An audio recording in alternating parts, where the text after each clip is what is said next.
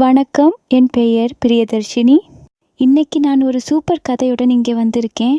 இந்த கதையில் ராமுன்ற ஒரு பையனுக்கும் எதிர் வீட்டில் இருக்க கீதா என்ற ஒரு ஆண்டிக்கும் நடந்த சம்பவத்தை பற்றி தான் பேச போகிறோம். அதுக்கு முன்னாடி என்னோட சேனலை சப்ஸ்கிரைப் செஞ்சு வச்சுக்கோங்க. அப்பொழுது தான் நான் அடுத்து போடக்கூடிய வீடியோ உங்களுக்கு சேரும். இந்த கதையை அந்த பையனே உங்ககிட்ட சொல்கிற மாதிரி சொல்ல போகிறேன். என் பெயர் ராமு, வயசு 27. இன்ஜினியராக வேலை செய்கிறேன். 6 அடி உயரம், வாட்ட சாட்டமா, நல்ல கலராக இருப்பேன்.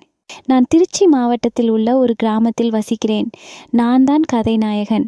என் பக்கத்து வீட்டு நாட்டுக்கட்டை கீதா அக்காவை படுக்க வச்சு எப்படி சம்பவம் செய்தேன் என்பதை நாம் இந்த கதையில் பார்ப்போம். இது 3 வருடத்திற்கு முன்பு நடந்த கதை. அவளை பற்றி சொல்ல வேண்டும் என்றால், அவள் பேரு கீதா, வயசு 37. சரி, வாங்க கதைக்கு போவோம். என்னுடைய பக்கத்து வீடு தான் கீதா வீடு. என் வீட்டிலிருந்து பார்த்தா நல்லா தெரியும். சின்ன வயசுலேருந்தே கீதாவை நல்லா தெரியும். அப்போலும் அங்கே தான் இருப்பேன். கீதாவும் நல்லா பேசுவா. அவள் புருஷனும் நல்லா பேசுவார் என்கிட்ட.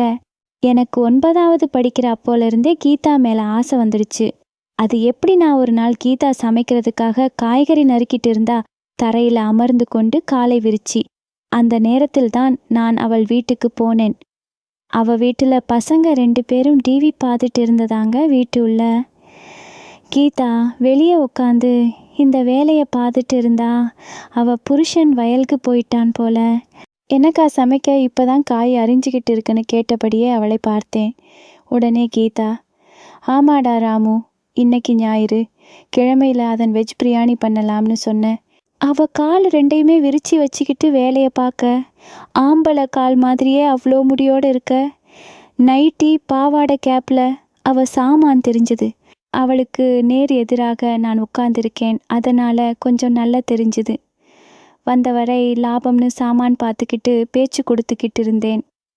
அப்போது எனக்கு 15 வயசு தான். சின்ன வயசுனால ரொம்ப பயம் வேற. நான் அங்கே பார்க்குறத கீதா அக்கா பார்த்துட்டா போச்சு.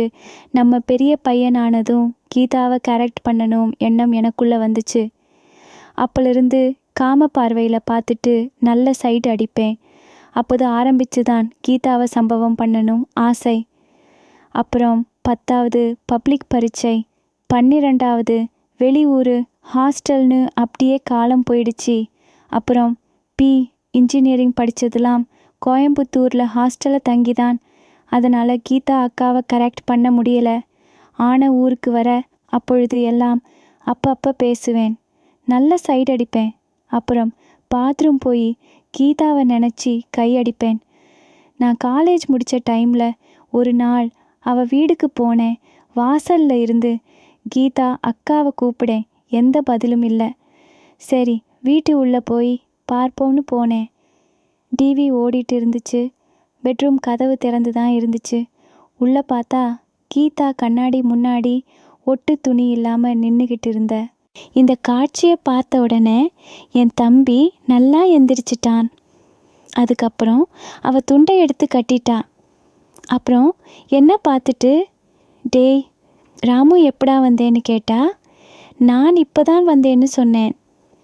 சரி இரு, நான் போய் துணியை மாற்றிட்டு வரேன்னு கதவை சாத்திட்டு உள்ளே போயிட்டா. இப்போ மதிய வேலையாக இருக்கிறதுனால அவன் புருஷன் வேலைக்கு போயிட்டான். அப்போது கீதா நைட்டி போட்டுட்டு வந்தா. கீதா என்னை பார்த்து, எப்படிடா ராமு இருக்குன்னு கேட்டா. நான் நல்லா இருக்கேன் கீதா, நீ எப்படி இருக்கன்னு நான் அவகிட்ட கேட்டேன். அதுக்கு கீதா, உன்கிட்ட சொல்கிறதுக்கு என்னடா ராமு, அவர் சம்பாதிக்கணுமா, சொத்து சேர்க்கணும், பசங்களை படிக்க வைக்கணும்னே இருக்காரு. அது சரிதான், அப்படியே இன்னும் கவனிக்கணும்ல. நான் சொன்ன, உனக்கு என்ன கீதா, நீ நல்லா நச்சுன்னு நாட்டுக்கட்டை மாதிரி தான் இருக்க அப்படின்னு நான் சொன்னேன்.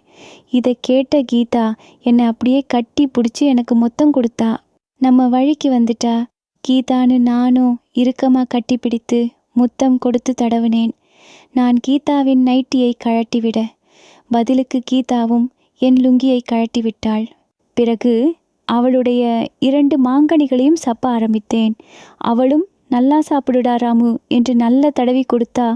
அவள் மெய் மறந்து போனாள். அப்படியே பண்ணுடா, சூப்பர்டான்னு சொல்ல நான் பலார்னு அவள் முளையடிக்க அவளோ வழியில் துடிச்சா. நல்லா இருக்குடா என் புருஷான்னு சொல்லி துடிக்க ஆரம்பித்தாள்.